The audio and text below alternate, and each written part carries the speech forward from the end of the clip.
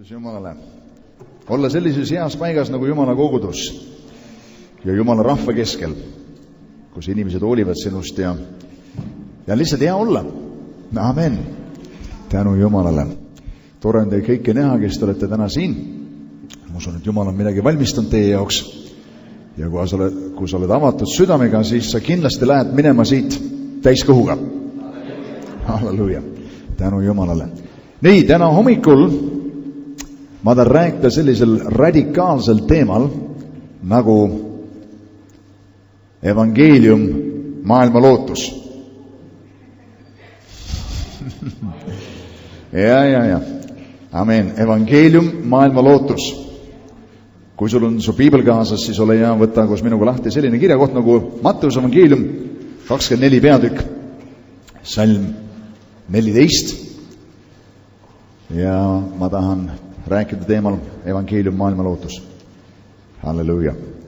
Maailma lootus ei ole mitte tugevad pangad või stabiilne valitsus, kui see ka kunagi oleks olnud stabiilne, või mingi muu institutsioon või filosoofia või õpetus või varandus, vaid et igavikulises mõttes, pikas perspektiivis maailma lootus on evangeelium.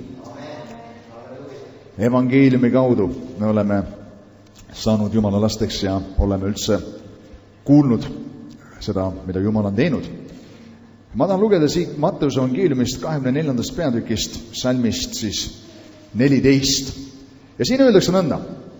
Ja seda kuningriigi evangeeliumit peab kuulutatama. Mitte soovitavalt kuulutatama. Peab kuulutatama. Kus kohas? Kogu maailmas. Või ingliskeelses piiblis on kõigile rahvastele tunnistuseks. Siin ongi kirjas kõigile rahvale. Ja siis tuleb ots. Päris huvitav, eks ole. Me oleme kuulnud ikka maailma lõpust ja mina kuulsin enne, kui ma isegi kristlaseks sain, et aastal 2000 pidi maailma lõpp tulema. See oli väga kindel värk. Muidugi aasta 2000 tuli, aga mida ei tundnud maailma lõppu, sest mitte kellegi jutt ja kellegi plaan ei tee seda, aga just nimelt, mida Jumal on otsustanud. Ja siin on mitmeid selliseid ülestähendusi sellest, mis siis maailma lõpus sünnib. Küll on seal sõjad ja kuuldusi sõdadest ja siis on seal, et mitmed tulevad ja ütlevad, et Kristus on siin ja seal või see teine on Kristus. Seal on näljahädasid, seal on kuningriik tõuseb kuningriigi vastu, igasuguseid muid asju sünnib. Aga siis ta ütleb, et on veel üks kindel maailma lõpu ajastu tunnusmärk ja see on salmis 14. Ja seda kuningriigi evangeeliumit peab kuulutatama kogu maailmas tunnistuseks kõigile rahvale ja kui see on sündinud, siis tuleb ots. See, mis minu piibel ütleb. Ja teeme nii, et praegu kõnelen mina, siis pane oma mõtted kirja, jaga neid pärast koosolekuid. Hoiame rahu koosolekul. Kõigile rahvastele. Kui ma õieti aru saan, siis Eestimaa on ka üks rahvustest. Ja kas ma võin küsida küsimuse sinu käest? Kes peaks Eestis eestlastele ja siin elavatele inimestele kuulutama evangeeliumit? Kas see on linnavalitsuste sotsiaalosakonna töö? Kas see on valitsuse reformprogramm, mis tuleb läbi viia? Kes on vastutav selle eest? Kes peaks viima evangeeliumi maailma? Ja see oli auline vastus, aga see on õige. See vabastab meid kõiki kohe, mitte mind, aga automaatselt ülesannetest. Pastor on see, kes seda tegema peab. Aga õnneks pastor ei ole ainult üksinda kogudus. Mul on hea meel selle üle. Ma olen lihtsalt üks osa kogudusest. Me kõik oleme kogudus. Ja meil kõigil on see vastutus ja kohustus. Nii et Eestimaa üle kindlasti on meil kui kogudusel üks vastutus. Ja kui Jeesus ütles minge kõike maailma, siis see ei kõla minu jaoks nagu selline passiivne olek. Eks ole nii? Selles on omajagu agressiivsust.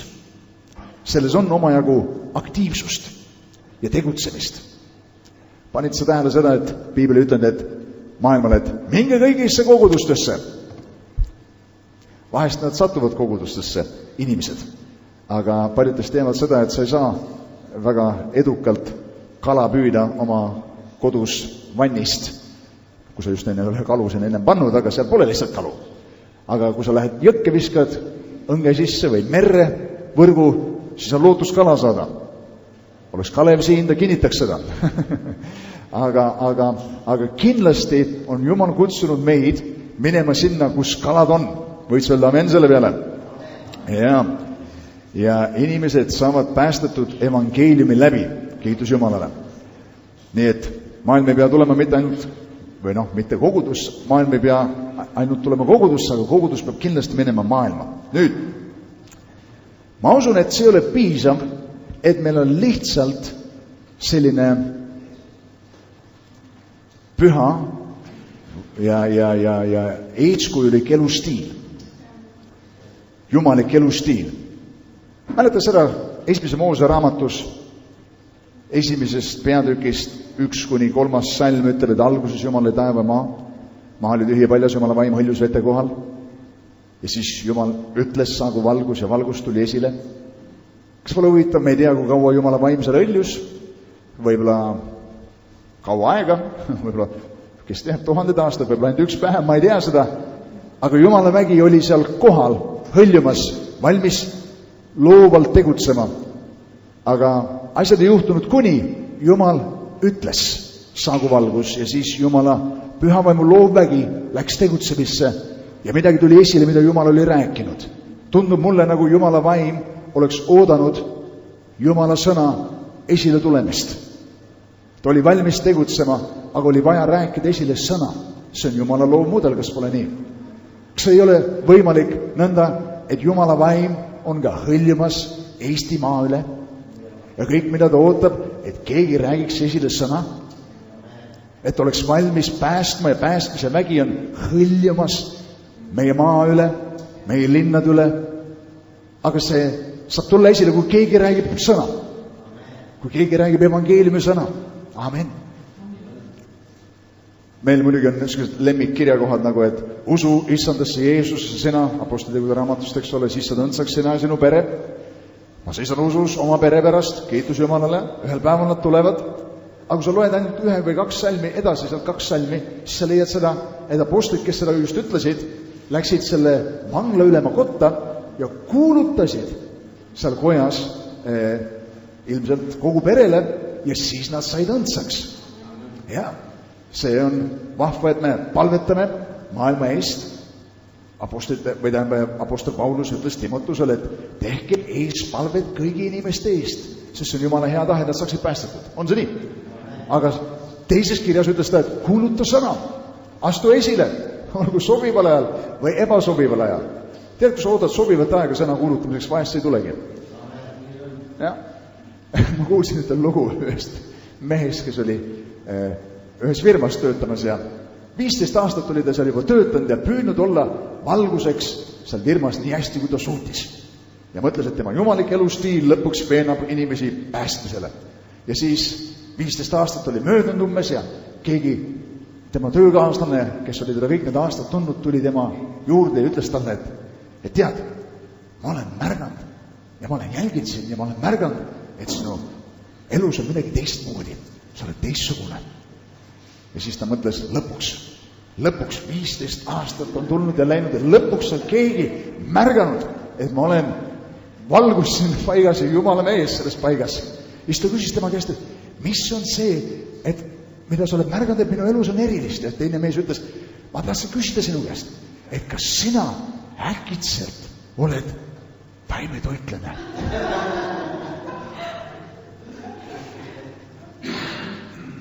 Kahju lugu küll.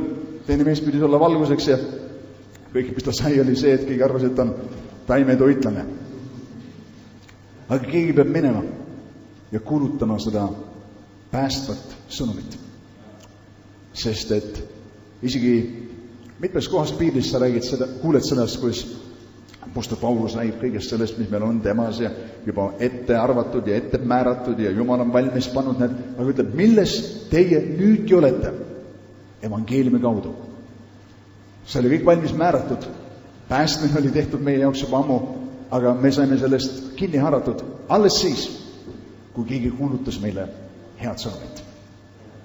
Minu elus juhtus see kuskil circa 24 aastat tagasi, sel hetkel, kui ma kuulsin evangeeliumit, ma tahtsin otse kohe reageerida sellele.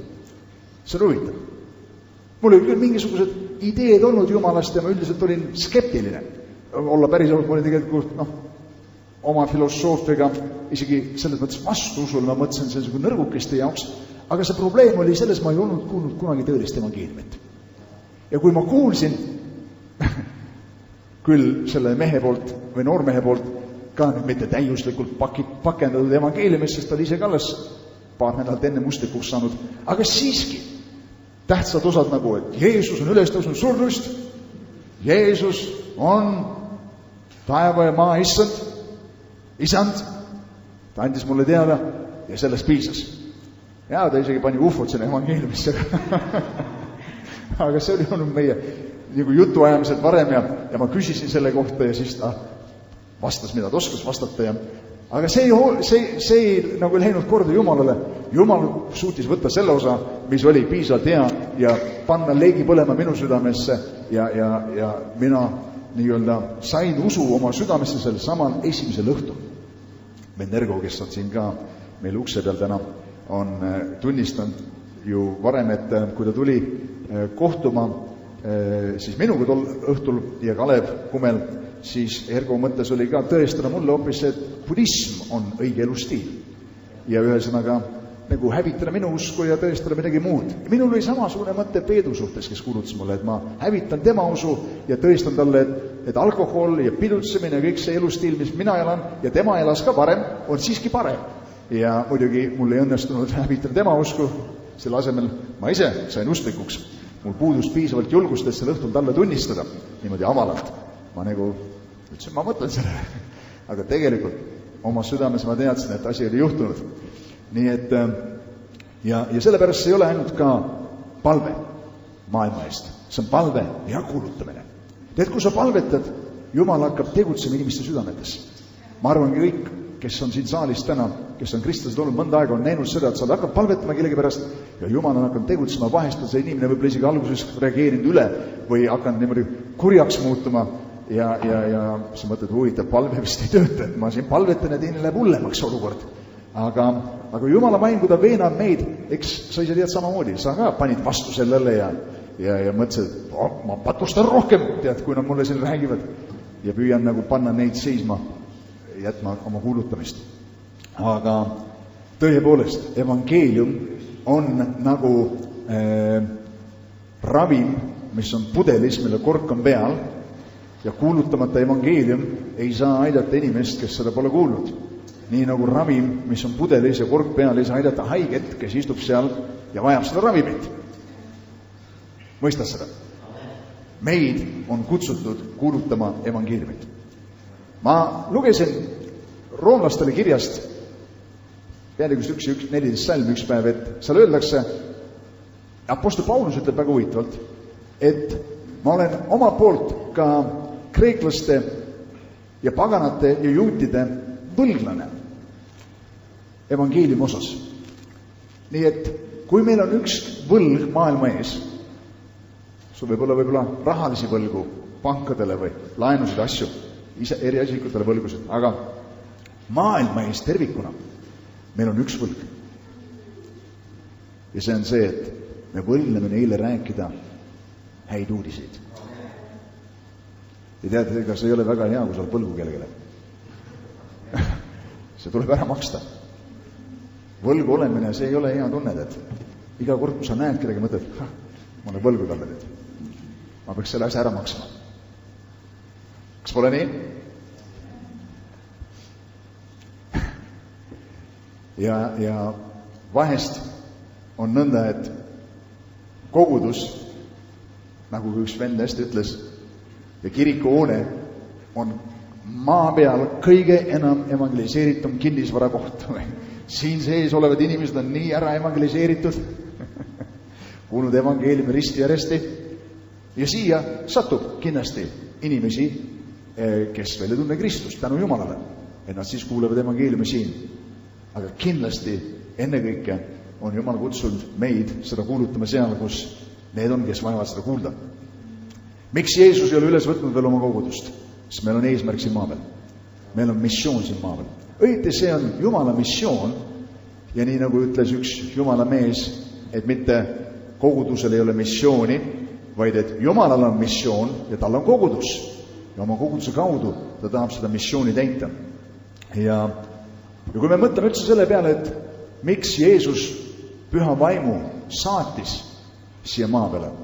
Kas sa mäletad seda, mis ta ütles Apostlite 1.8? Et ma läkitan isa vaimu, kes tuleb teie peale ja te saate olema minu tunnistajad. Meil meeldiks muidugi püha vaimu ande ja ligiolu ja kõike seda meeldivat kasutada, et tunda ennast hästi. Halleluuja! Vägev koosolek oli, mul olid külma või need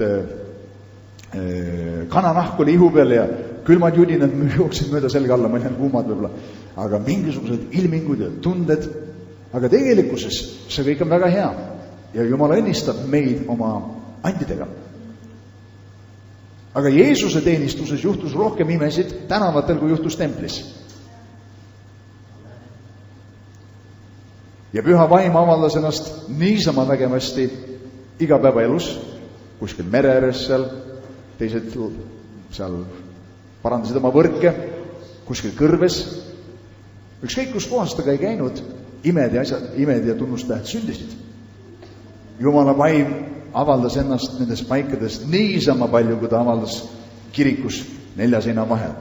Hetkool on ütelnud, et praktiseerida pühavaimu ande vaidlud koguduse 4 seina vahel on ebamoraalne. Isegi ütles see kuritegelik, sest püha vaimu soov on olla seal, kus on inimesed, kes vajavad kuulda evangeeliumit. Halleluuja! Ma ütlesin, et see on natuke radikaalne sõnum. Kiitus Jumalale. Ja tead, mis on suurim pühavaimu töö? Suurim pühavaimu töö minu arust on see, kui keegi kuuleb evangeeliumit ja teeb otsuse, et ta tahab Jeesus Kristust oma südamesse vastu võtta ja sa näed, kuidas inimese elu muutub sellega, et ta astub surmast elusse. Kui inimene saab Jumala lapseks, see vana patune loomus pühavaimu väe läbi võetakse välja. Seespidis inimese poolest äkitselt see inimene tahab olla Kristuse sarnane, tahab teha Jumala käske mööda. Midagi sünnib tema sees. See sünnib ühe hetkega. Sa kasvad selle sisse ja sa õpid muidugi Kristuses elama ja Jumalat tundma ja oma töö ja tegevuse teenistuse kohta, kõigest sellest ma saan aru, aga ühe hetkega toimub üks muutus. See on tõeline Jumala püha vaimu töö ja ime. Palju suurem ime, kui kellelgi läks seljavalu ära. Halloo? Kui keegi saab päästetud. Minu arust, minu päästmine oli ime. Minu arust sinu päästmine oli ime. Sa võib-olla siiamaani mõned sugulased, kes mõtled, mis temaga juhtus? Mis talle sisse läks? Aga see oli ime. Kui Jumal valis ja tõmbas sind. Halleluuja. Ja keegi kuulutas sulle evangeeliumit. Mitte, et Jumal ei ole valinud teisi, aga seal oli ka üks Jumala isiklik kutse sulle, kes on nii. Isiklik kutse. Halleluuja. Minu arust see on ime. Ja see on tõesti üks suurim pühavaimu töö, mis võib juhtuda. Ja kui sa üldse vaatad seda, kui 4 pühipäeval pühavaim langes ja me oleme 4 pühi kogudus, kuigi vahest mõningatest 4 pühi kogudustest on 4 pühi välja käinud. On järgi jäänud need kogudus, aga kui pühavaim langes 4 pühipäeval, siis nad olid kõik ülemises toas koos. Ja keegi tõi välja väga huvitava punkti, et tegelikult ju apostel Paulus räägib, et Jeesus Kristus pärast oma ülestõusmist ilmus korraga 500 vennale.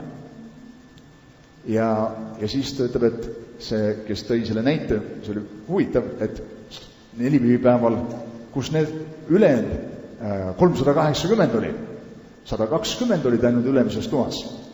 Võib-olla 380 läksid templisse, kus oli ilus, mõnus, mugav, harjumuspärane teenistus. Aga need, kes olid 120 seal, kus nad pidid olema, kus Jeesus ütles neil olla, püha vaim langes sinna. Aga pane tähele, kui püha vaim langes selles paigas, siis ka nagu üks tuli nende üle. Isegi Piibel ütleb, et nende peale nagu tulid individuaalselt tuleleegid. Võib-olla vaimulikult, kui me saaks vaimsesse maailma nagu pilgu heita, kui üks inimene saab püha vaimuga ristitud ja püha vaim tuleb tema ellu, võib-olla tõesti üks tuleleeg tuleb tema üle vaimulikult.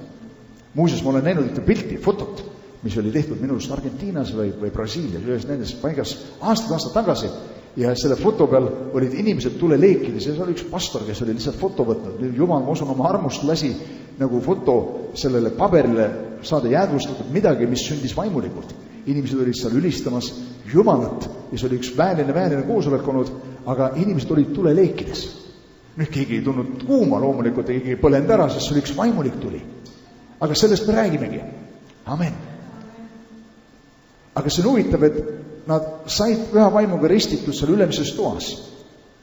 Ja siis järgmine nagu tseen on see, et sa märkad, et nad olid seal tänavatel ja kuulutasid evangeeliumit. Peetrus tõusis ülesse, kuulutas.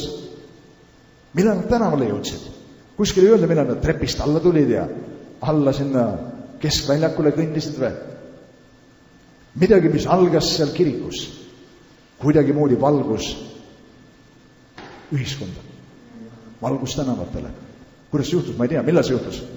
Kes ütles, et lähme nüüd või? Aga äkitselt järgmine hetk on kõik linna rahvas koguneb seal, kuuldes seda häält, erinevad rahvustes elavad juudid, kes on tulnud sinna kokku pühadeks, eks ole, kuulevad oma nagu keeles, kus nemad on elanud ja harjunud selle keelega või õppinud selle keele ära.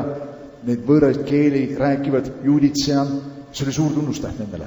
Aga kuidagi moodi see vägi jõudis tänavatele. See jõudis igapäevaellu. See ei olnud ainult kirikus. See ei peaks jääma ainult kirikusse. Keegi tegi ühe sihukese analüüsi ja ma arvan, see on õige. Ja ta ütles niimoodi, et see oli õieti 3 punkti. Esimene oli see, et esimene kvalifikatsioon või üldse kvalifikatsioon, et keegi võiks kuulutada evangeeliumit, on lihtsalt see, et sa oled saanud ise Jumala lapseks. Nagu sa oled saanud, sa oled kohe valmis. Ei ole vaja piiblikooli, ei ole vaja juhtide kooli, ei ole vaja vaimulike töötegijate klassi, midagi, sa oled valmis. Kiitus Jumalale. Teine tähelepanek oli see, et enamus inimesi tegelikult on huvitatud rääkima Jeesuse teemal. Võib-olla neil on mingisugused argumendid ja neil on mingid oma mõtted ja neil on mingisugused oma vaimulikud asjad ja nii edasi. Aga nad on tegelikult huvitatud. Nad ei ole vastu sellist asjadele. Me eeldame, et nad on vastu. Sina olid huvitatud. Mis paneb sind arvama, et teised inimesed ei pruugiks olla huvitatud. Ja tihti meie esimesed nagu initsiatiivid olid ka, ründavad ja võib-olla siuksed, et mis see hull mõtleb siin, panen paika mehed, et aga sa olid huvitatud. Ära mõtle, et teised inimesed teisest puust on. Nad on ka huvitatud asjadest. Amen. Ja vahest me vaatame kellelegi näkku, mõtleme, et niikuinii ta ei ole huvitatud. Tema ei saa kunagi päästetud või tema ei võta kunagi seda teemat üldse kuulda. Minu klassiõed ütlesid ka mulle pärast, kui ma Kristuseks sain. Sina olid viimane, kelle suhtes me arvasime, et midagi sihukest võiks teha. Jaa, aga Jumal oskab oma asjad teha niimoodi, et see, kes kõige vähem tõenäoline kandidaat tundus, on apostel Paulus. Ei ole väga hea kandidaat. Peetrus, keevavereline. Halleluuja. Aga ma tahan öelda seda, sõbrad, et meie oleme elava Jumala võidukas kogudus, täidetud püha vaimuga. Ja meil on missioon Jumala käest, nagu ütleb siin Jumala sõna. Ma mõtlesin selle peale, et kui vägev on kogudus.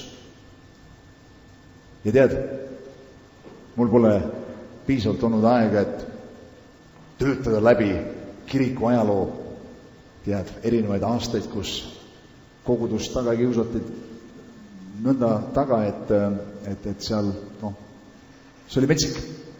Ja piiblit põletati ja kristlasi vangistati ja surmati ja nii edasi. Läbi erinevate aegade on seda ikka tehtud ühel ja teisel viisil. Aga Jeesus ütles, et Põrgu valla väravad ei võida ära kogudust. Ja sina, mina oleme kogudus. Ja Jeesus on juba ütelnud, et Põrgu valla väravad ei võida meid ära. Halloo! Sa ei pea kartma kuradit. Kurat kardab juba sind. Amen. Ta on langenud ingel muuseas. Ja sina oled Jumala laps täidetud tema vaimuga. Aga apostel Paulus ütles Thessaloniklaste kirjas, et on keegi, kes takistab antikristuse esiletulekut. Enne peab vahelt kõrvaldatama see. Mina usun, et ta räägis seal kogudusest. Nii kaua kui kogudus on maa peal, on siin üks meelevald. Jeesus isegi ütles, kes pole nii. Kõik meelevald taevas ja maa peal on antud mulle. Jeesus on koguduse pea. Sina ja mina oleme kogudus ehk tema ihu. Kui meelevald on kellelegi antud, see ei ole ainult peal, eks ole nii? Kui sul näiteks töö juures antakse ülendust, siis öelda sulle, et Agnes, sinu pea sai just ülendust, keha nii saanud. See ei ole võimalik. Sa oled kogu tervikas, pole nii. Mis iganes sulle juhtub peale, juhtub kehale. Kui Jeesus tõusis üles ja surus, ütles, et mõnule antud kõik meelevald taevas ja maa peal, ja siis ütles kogudusele, minge siis, teiste sõnadega, minu ihu, mina olen pea, see sama meelevald, mis on mul, on teil. Minge siis, tehke jüngriteks kõik rahvad. Nii et meil on meelevald. Ja meil on Jumala vägi. Halleluuja, kas sa seda tunned või ei tunne või, aga see on olemas ja ma ütlen sulle, sa tunned seda veel palju rohkem siis, kui sa astud tegutsemisse. Kui kristlased on väga kaua aastaid istunud ja mitte midagi palju teinud ja pole ime, et nad ei koge enam võidmist. Milleks siis võidmine? Võidmine on teenimiseks. Amen. Ja, võidmine ei ole selleks, et sa istud ja lihtsalt tunned võidmist. Nagu tead, kogud energiat kuni vägi tuleb välja anda, sõna tuleb välja rääkida ja siis see voolab, siis hakkab liikuma. See, kuidas see asi toimib. Halleluuja. Ja mina usun, et selle tunni, kus me elame, me väga hädasti vajame seda, et kogudus saab jälle tuliseks. Ja sina, mina oleme kogudus. See ei ole midagi, et nemad saavad tuliseks ja mina tulen siia sisse. Ei, sina ja mina, Jumal kutsub meid ühe tulisuse juurde, ühe tõsiduse juurde. Sa ei tee midagi hästi, kui sa ei tee kirlikult seda. Ja kui keegi peaks olema üldse kirlik, see peaks olema kristlane. Hommikul me palvetasime Ergoga seal kõrvalruumis ja siis ma vaatasin akna peal oli selline küünal. Ma mõtlesin, see iseloomustab hästi mõningaid kristlasi. Leek on välja läinud, küürus raskuste seljas. Oi, kristlik elu on nii raske. See ilmselt on saanud päikest muidugi akna peal, aga see on väga hea näide, kes pole nii. Selles, kuidas tuli on välja läinud inimesest või jah. Aga Jumal kutsub meid olema tulised kristlased. Mäletad, mida Jeesus ütles? Õieti see oli Johannes, kes ütles Jeesusest, et mina ristin teid veega. See on üks suke märg ja külm kogemus. Siin Käsmus me just ristisime 2 inimest ja ma pidin ka vette minema ja vesi oli tõesti külm, väga märg kogemus. Aga siis Jeesus ütles, et tuleb veel üks kogemus. Ja Johannes ütles Jeesuse kohta, kes tuleb pärast mind, ristib teid püha vaimu ja tulega. Ja see tule ristimine on see, mida me vajame. Jätkuvalt põleda. Nüüd sõna ristima ei ole iseenesest väga püha sõna. Kui sa, ütleme tol ajal eriti, see oli väga majanduslik sõna, praktiline sõna. Ja üks hea näide sellest on, ütleme, tolle aja kaupmehed. Näiteks müüsid riideid, valmistasid neid. Näiteks kui nad värvisid riideid, siis ta võttis riidetüki, värv oli sinna lahus tehtud, vedelik tehtud ja kastis selle riidetüki sinna vette. Ta tegelikult ristis selle riidetüki seal vees. See oli, mis juhtus? Ja see riidevärv tungis selle riide iga koe sisse. Nii et kui ta võttis selle riidetüki sealt välja, siis selles vedelikus olnud värvaine oli saanud omaks või loomuseks sellele riidetükile. See oli tal ümber, see oli tal peal, see oli tal sees, ta oli seda nägu. Ja kui sa võtad kristlase ja ristid tema tules, nagu ta ütles, ristid teid tule ka või tules, siis tuli peaks olema meie seispidi, meie välispidi, igatepidi see peaks olema näha, et me oleme tulised kristlased. Mitte nii nagu see siin. Ära vajunud. Palvevägi on nõrgaks jäänud. Sõna ei tööta enam. Kristus on ära väsitanud mind. Üks pastor oli tulnud Reinhard Bonke juurde kunagi Saksamaal.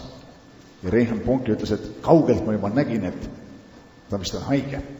Ütles, ta oli näost nii ära ja siis see pastor jõudis Reinhardi juurde ja ütles talle, et vend, ma olen tulnud sinu koosolekule, et Jumal tead, täna midagi mu elus teeks ja kui see juhtu täna siin selles paigas ja ma ei tea, mis must saab, sest ma olen nagu katki ja ma olen muljutud ja rõhutud selle teenistuse koormal, milles ma olen. Ja siis ta oli pastor. Reinhard mõtles endamisi, et ilmselt tal peab ikka väga-väga suur kogudus olema, kui ta nii rõhutud on selle teenistuse koormal. Ja küsis tema käest, et kui palju sul on inimesi koguduses? Ta ütles, no pühapäeviti 50 tuleb ära. Ja siis Reinhard Bonke ütles talle, et vend, õieti, ma ei tea, isegi talle ütles, aga vähemalt ta mõtles nõnda, et kuidas, sest see vend veel lisas juurde, et ma olen täitsa läbi põlenud ja Reinhard ütles, et kuidas saab keegi läbi põleda, kui ta terve oma elu on veetud külmkapis? Sa võid läbi külmuda, aga mitte läbi põleda. Kui su juures ei ole näha põlemise märke. See ei ole tegemist läbi põlemisega kindlasti. Ja Piibel ütleb, et ta teeb oma sulased tuleleigiks. Kiitus Jumalale.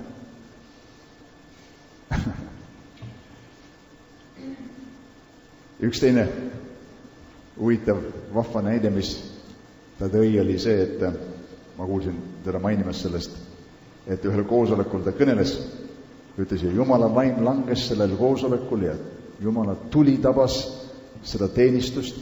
Ütles, aga seal olid paar inimest, kes vaatasid täpselt samasuguse näoga kogu see teenistus talle otsa ja mõtlesid, et midagi ei hakanud nendele külge ja kõik põlesid Jumalale ja need istusid ikka samamoodi. Siis ta lõpuks sai aru, ütles, et need vist on asbest kristlased. Tulekindlad. Asbest kristlased. Halleluja. Küsimus on, kus on meie päästerõõm? Kus on meie vaimustus teenimaks Jumalat? Ja kiitus Jumalale, sest meil on üks tõeline elu ja tõeliselt hea sõnum. Ja meil on midagi tõelist. Amen. See ei ole nagu mingi lennukis simulaator, kus sa istud seal ja tegelikult maast lendu ei tõuse. Kõik tunded on õieti. Ei, see ei ole virtuaalne Kristus, see on tõeline Kristus. Amen. See oli tõelised naelad, mis läbistasid Jeesuse käsi ja tõeline ülestõusmine. Ja sul võib olla tõeline päästmine. Kiitus Jumalale. Halleluja. Nüüd minu Piibel ütleb roomlastele kirjas 1.16, et evangeelium on Jumala vägi päästmiseks. See ei ole mitte koguduse mingi programm või isegi head teod, sellepärast et teod kinnitavad sõnu. See ei ole head teod piisav. Me vajame sõnu, ja häid tegusid. Mida piibel ütleb Jeesusest, et tema, Luukas kirjutab seal, mida Jeesus algusest peale õpetas ja tegi. Ta tegi ja ta õpetas. Ta rääkis sõnu esile. Tegi mõlemat. Sõnad kinnitavad, tegusid, teod kinnitavad sõnu, aga need on mõlemad vajalikud. Ja kui ma mõtlesin evangeeliumi peale, siis ma panin kirja paar punkti enda jaoks. Üks oli see, et Jumala meetod evangeeliumi kuulutamiseks on inimesed, mitte inglid. Amen. Ma tean, sa näed välja nagu ingel täna siin, aga Jumala meetod on inimesed. Evangeeliumi efektiivsus sõltub meie tegudest, sest see ei ole ainult sõnad, aga ka see, et meie elus midagi on reaalset, eks ole nii. Et vahest on nõnda, et inimesed vaatavad su elu mõnda aega, aga kui nad on näinud, et sa oled juba kaua aega mingi asja sees, see saab neile kinnituseks. See, mille sees nad on, see, mida nad teevad, paistab olevat tõeline. Ja? Juba see, et sa oled suutnud jääda millegi juurde, on tõeline tegelikult tunnusmärk. Ma arvan, enamus siit on kogenud igasuguseid väljakutseid sellest saadik, kui sa oled ka Jumala laps olnud ja mitmed korrad on olnud võimalus nii-öelda lüüa käega asjaga, aga sa oled jäänud ustavaks. See on tunnistus Jumalale. Evangeeliumi mootoriks, mis paneb selle asja käima, on palve. Seal on üks palve selle asja taga. Sa oled kindlasti kuulnud seda lugu, kui Aimee McPherson, Semper McPherson, 4 nurga evangeeliumi, sellise usuliikumise alustaja. Eestiski on mõni kogudus selline, Californias, seal Los Angeleses, tihti reporterid kargasid tema teenistusele seal sisse ja püüdsid ikka nagu meid ikka mingid negatiivsed lugusid teha kirikust. Ja seal ükskord nad hüppasid tema juurde, seal nad olid kuulnud, et ta palvetab inimeste pärast ja inimesed kukuvad pikali pühavaimu väes. Ja nemad kõik eeldasid, et tal on mingisugune juhesid jookseb ja selline paljastatud juhtme ots, et siit inimesed saavad särakad ja siis lendavad pikali, eks ole. Ja nad olid üsna kindlad, et nad saavad siit ühe loo teha ja siis nad kargasid tema juurde ja küsisid tema käest, et niimoodi järsku, Aimee, kus on sinu generaator? Ja Aimee McPherson niimoodi kohe absoluutselt sama kiiresti vastas, et keldris. Aga Aimee mõtles hoopis teist asja, mida need reporterid mõtlesid, sest reporterid mõtlesid, et nad saavad ilusa loo teha, eks ole, aga Aimee McPherson mõtles vaimulikku generaatorit. Ja siis, kui need reporterid tormasid seda alla keldrisse, leidsid sealt üks 10-12 vanemat õde sügavas palves, pisarad silmades voolamas, palvetamas selle teenistuse pärast. Sa said aru, et see oli, mida Aimee McPherson mõtles oma generaatorina. Keegi tegi eespalvet samal ajal, kui Jumala sõna kuulutati. See ei ole lihtsalt ainult sõna kuulutamine, see on palve ja kuulutamine, aga mõned on ainult palvetavad ja palvetavad aastaid, et püha vaim läheks ja teeks ja Jumal läheks ja päästaks Pärnu ja päästaks Sindi ja päästaks Paikuse ja päästaks Audru või mis iganes. Jumal läheb, kui sina ja mina läheme. Sa ilma sinuti minna. Me oleme tema ihu siin maa peal, meil on meelevald. Evangeeliumi sõnum on väga lihtne. See on võib-olla ainult 3 osa. Inimese patune olek, mis on see nagu see on. Inimene on patune. Jumala lahendus sellele oli Jeesus Kristus, kes tuli. Suri meie eest, sai ohvriks meie asemel. Ja Jumal äratas ta üles surnust. Igaüks, kes vastu võtab selle, võib saada igavese elu. Kes usub temasse, saab igavese elu. Ei ole midagi rasket evangeeliumis. Ja kui sa jagad oma tunnistust, see on üks kinnitus sellele, et see on töötanud sinu elus. Evangeeliumil on kindlasti mingi hind. Keegi võib sulle ei öelda. Ma olen palju eisid saanud. Ma olen kindlasti rohkem eisid saanud, kui ma olen jaasid saanud. Aga tead, selle pärast muretseb. Sest Jumala sõna ei tule tühjalt tagasi. Ja vahest see võtab võib-olla aastaid mõne inimese jaoks jõuda mingisugusele järeldusele. Vahest see nõuab talt mingitest olukordadest läbiminemist, et siis meenub talle need asjad, mida sa kunagi ütlesid talle. Enamus inimesi, kes teevad mingi otsuse võib-olla täna, see protsess on nende elus kestnud mõnda aega. Jumal on tegutsenud. Sa ei olnud esimene, kes külvas nende ellu.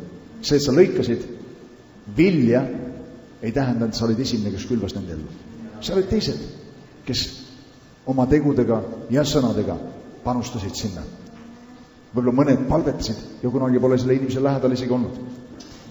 Aga evangeeliumi hind võib olla väike hülgamine, me teame, Paulus oli vangis.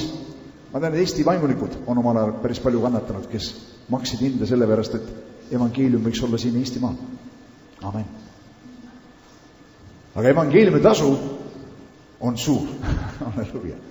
Mõtle selle peale, et lihtsalt läbi selle, mida sina, mina teeme, keegi inimene, tema elu võib olla terveks igavikuks muudetud siit surmast elusse.